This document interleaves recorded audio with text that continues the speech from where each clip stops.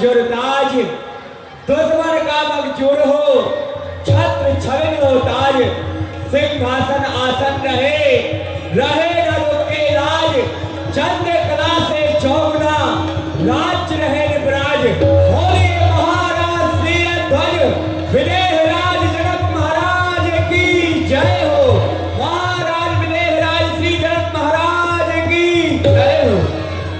सेवक कहिए महाराज। हमारे मिथिला के जो परम कर्मकांडी वैदिक विद्वान श्री सदानंद महाराज हैं, आप जाएं और ससम्मान हमारे पास में बुला करके ले लें। जैसे आज्ञा। सतानंद तब जनक बुलाए, कौशिक मुनि कही तुरत पठाए, कौशिक मुनि कही तुरत पठाए।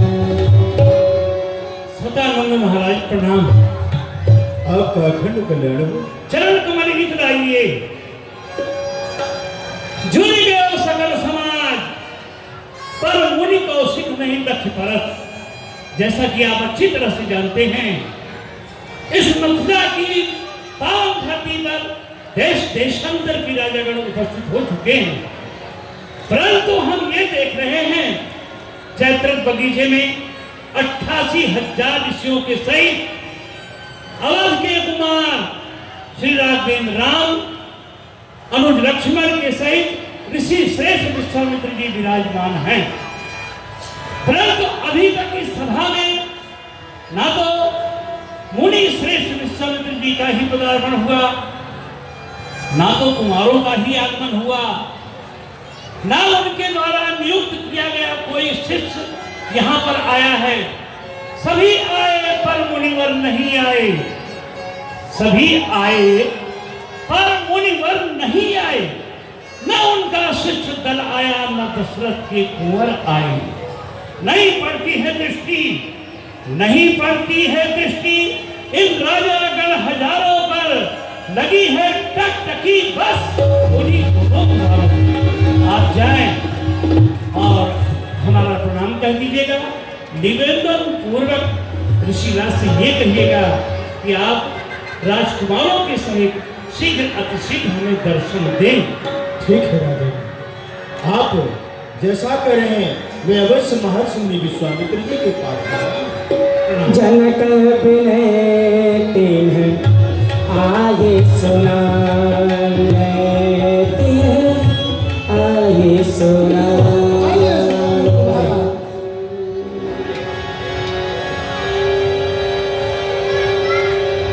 सतानंद महाराज, आप अपनी कुशलता कहकर सुनाइए। सब प्रकार से कुशल है। कैसे आगमन हुआ?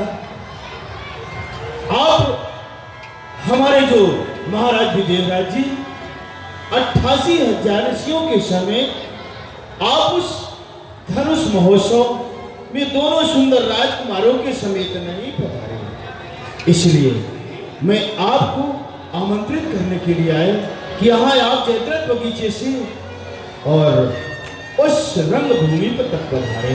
श्री राम और लक्ष्मण, तुम दोनों भाई हमारे पास में आओ। सतानंद पर बंद प्रभु बैठे दूर बही जाए, चलहु तात मुनि कहो तवा, चलहु तात मुनि कहो तब, कठवा जनक बुलाए, सतानंद पर बंद प्रभु। श्री राम और लक्ष्मण, ये विदेह राज के कुल गुरु सतानंद महाराज हैं।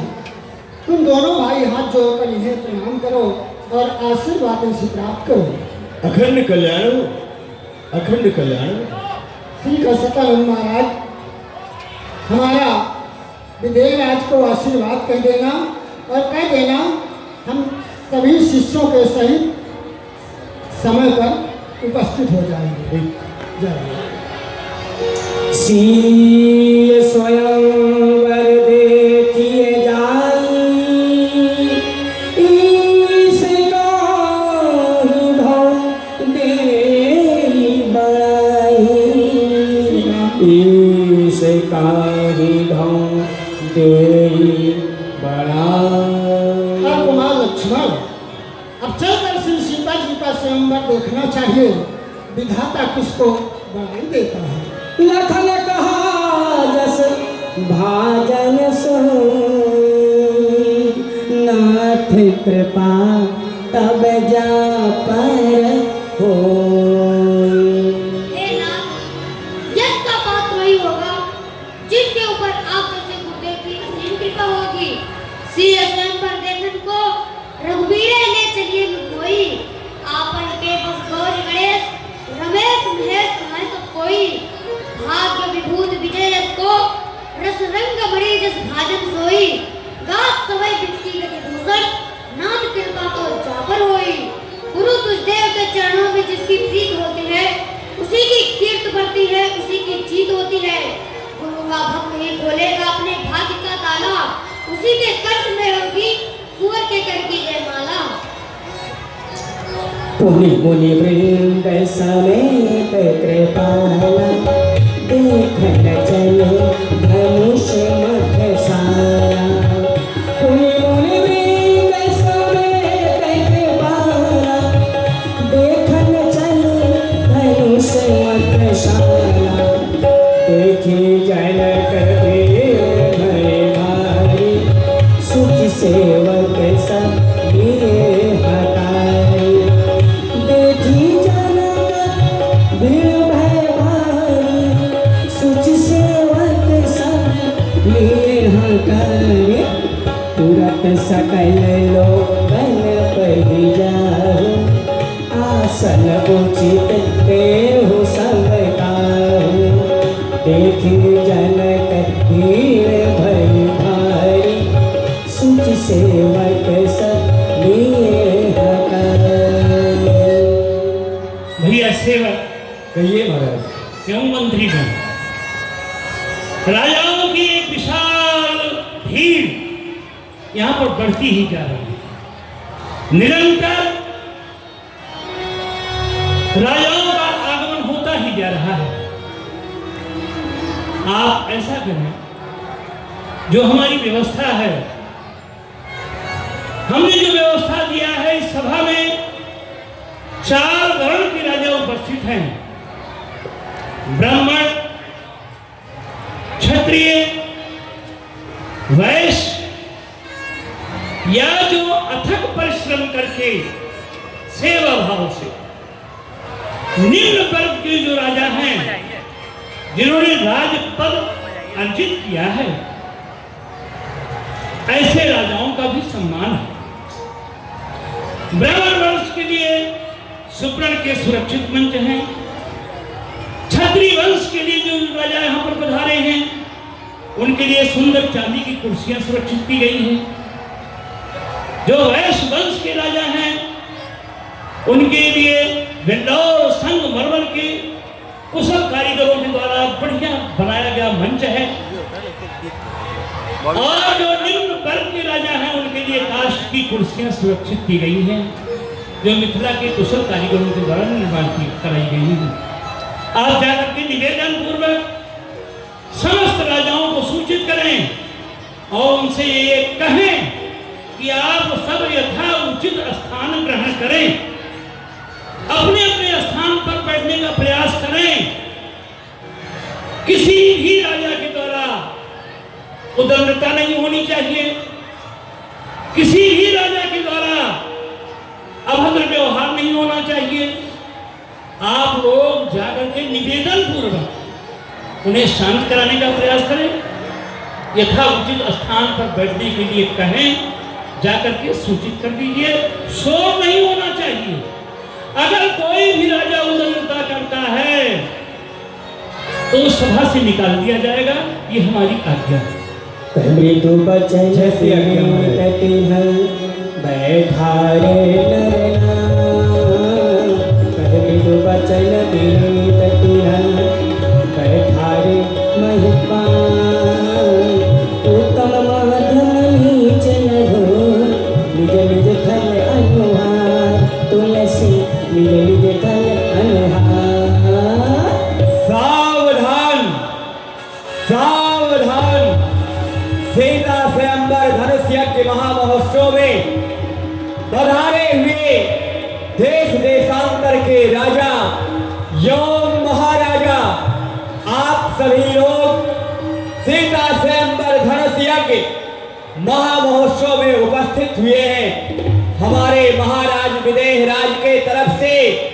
आप सभी लोगों का हार्दिक स्वागत एवं अभिनंदन किया जाता है। साथ ही साथ मैं सभी राजागणों को ये विवेक कराना चाहता हूं कि जिस तरह से उस विधाता के सृष्टि में 4 वर्ण के राजा होते हैं, उसी तरह से हमारे महाराज विदेहराज ने इस स्वयंवर भूमि में 4 तरह की श्रेणी बनाई है।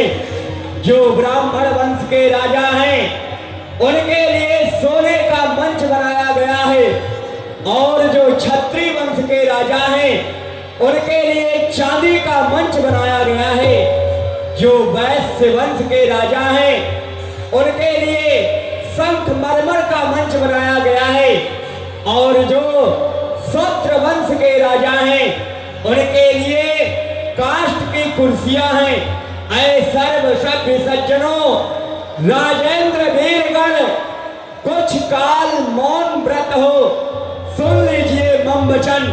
या भव्य दिव्य सभा है विदेहराज की, महिपाल जालमाल सब भाल ताज की। रोशन जवाहराज जो जौहर से जगमगे, वो मंच विप्र वंशजों के हेतु है सजे धरे। चमचम चमकदार चांदी की कुर्सियां, वो मंच क्षत्रिय वंशजों के हेतु है धरी यहाँ। बिल्लौर संगमरमर के जो मंच है बने, वो मंच वैश्य वंशजों के हेतु है सजे धरे। ता पीछे बेल बूटे कटे काष्ठ के छठे, कुर्सियां एक से एक शूद्र वंशों के लिए डटे सटे। निज निज सुतल पर बैठकर शोभा बढ़ाइए, शोर गुल इस सभा में हरगिज ना मचाइए। इस कायदे के खिलाफ जो जन यहाँ आएंगे, बेखौफ इस सभा से निकाले हो जाएंगे। जिस रूप माधुरी को निरखते हैं खड़े हुए, वो खुद बाखुद दोनों कुंवर आते हैं इधर को बढ़े हुए। अग्रज में जिनके कौशिक मुनीष हैं शिष्य जिनके सैकड़ों, यही ऋषि हैं जो नीलकुंज से ललाम है। चक्रवर्ती दशरथ कुमार श्री राम नाम है। ता पीछे है चखन भला, राम लघुवंत नाम है लखन लला। स्वागत हमारा मानकर संतुष्ट होइए, और लोग धनुष यज्ञ को कृतार्थ कीजिए। जो कुछ कहा बना न हो, कर देना मुझे क्षमा। करता समाप्त संपदम, सुच सेवक यह अपना बयां। बोलिए श्री शंकर भगवान की। हर से जनक देख दो भाई, हर से जनक देख दो भाई। मुनि पद कमल कहे तब बजाय, कर बिनती निज कथा सुनाई। रंग रमणी सब मुनि ही दिखाई, कर बिनती। अखंड मंडाकारम व्याप्तेन चराचरम तद्बलम दर्शितमीन तस्मै श्री गुरुवे नमः। इसी राज के चरणों में विदेहराज का प्रणाम स्वीकार। विजयराज, आपका अखंड कल्याण हो यशस्वी। आइए, स्वागत है। देखिए महर्षि, ये है वो रंगभूमि जिसकी रचना हमने कर रखी है। मिथिला की इस धरती पर ये जो स्वयंवर भूमि आप देख रहे हैं, ये है हमारी व्यवस्था। राजाओं का एक विशाल समूह आपके नेत्रों के समक्ष दिखाई पड़ रहा है। तत्पश्चात दूसरे भाग में जो मिथिला के संभ्रांत व्यक्ति हैं, उनके लिए स्थान सुरक्षित किया गया है। जो हमारी मिथिलानियां हैं, की अटारी पर बैठ करके इस रंग भूमि की रचना को देखेंगी, धनुष महोत्सव का अवलोकन करेंगी। महामुनि, ये है हमारी व्यवस्था। हमने जो प्रण कर रखा है उसके विषय में आपको बतलाना चाहते हैं। क्या हो गया भाई? एक समय की बात है, हम जा रहे थे गंगा स्नान करने के लिए। हमने महारानी सुनैना से कह दिया, देवी धनुष का पूजन तुम अवश्य कर लेना, निरंतर पूजा होती है। किसी कारणवश देवी सुनैना धनुष का पूजन न कर सकी। उन्होंने पुत्री सीता से कह दिया, बेटी जाओ, धनुष के पूजन का समय हो गया है, जाकर के तुम धनुष का पूजन कर लो। मेरी पुत्री सीता बहुत ही छोटी है, बड़ी सुकुमार है, कोमल है। दासियों के साथ में धनुष के समय में पहुंच करके देखते ही देखते इस विशाल धनुष को दाहिने हाथ से उठा लिया और बाएं हाथ से धनुष वाली भूमि का उसने विद्युत लेपन किया। पुनः स्थापित करके अर्चन, बंदन, पूजा करके वह महल में वापस चली गई। ये धनुष गुरुदेव साधारण नहीं है। त्रिपुरासुर दैत्य का वध करने वाला ये भगवान शिव का प्रचंड धनुष, इसे उठाना मेरे पुत्री सीता के लिए साधारण नहीं। मैं जब गंगा स्नान करके आया, मैंने सुना, मुझे बड़ा आश्चर्य हुआ। धनुष के समीप में जाकर के हमने देखा तो जैसा हमने सुना था वैसा ही था। मैंने अपने हृदय में विचार किया कि मेरी पुत्री सीता ये साधारण नहीं है, निश्चय ही ये अलौकिक शक्ति है। तो जब इस अवस्था में मेरी पुत्री सीता ने धनुष को उठा लिया है तो इसके योग्य वर भी होना अति आवश्यक है।